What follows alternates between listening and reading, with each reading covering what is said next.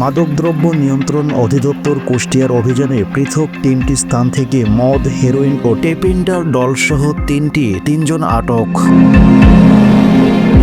গতকাল ৪ মে ২০২৫ রবিবার গোপন সংবাদের ভিত্তিতে মাদকদ্রব্য নিয়ন্ত্রণ অধিদপ্তরের অভিযান চালিয়ে পৃথক ৩টি স্থান থেকে ১০ বোতল চোরাই মদ, ২০ পিচ ট্যাপেন্ডার ডল ও পুরিয়া হেরোইন সহ ৩ জনকে আটক করে মোবাইল কোর্টের মাধ্যমে জেল হাজতে প্রেরণ করা হয়।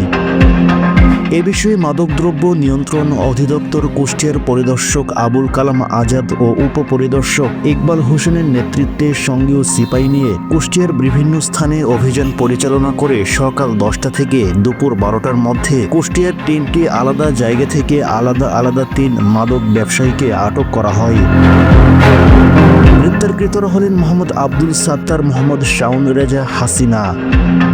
এ সময় কুষ্টিয়ার বিজ্ঞ executive magistrate Zahid Hasan mobile court পরিচালনা করে ফৌজদারি কার্যবিধি ২৪৫-২৫৮ ধারায় মোহাম্মদ আব্দুল সাত্তারকে ৪০ দিনের কারাদণ্ড এবং ১০,০০০ টাকা জরিমানা অনাদায়ে ১০ দিনের বিনাশ্রম কারাদণ্ডে দণ্ডিত করা হয় এবং মোহাম্মদ শাওন রেজাকে ১৪ দিনের কারাদণ্ড ও ৫,০০০ টাকা অর্থদণ্ড অনাদায়ে ৩ দিন বিনাশ্রম কারাদণ্ডে দণ্ডিত করা হয়। হাসিনাকে ৪ দিন কারাদণ্ড এবং ৫,০০০ টাকা জরিমানা অনাদায়ে ১ দিন বিনাশ্রম কারাদণ্ডে দণ্ডিত করা হয়। মোহাম্মদ বাদশাহ আলমগীর, কুষ্টিয়া।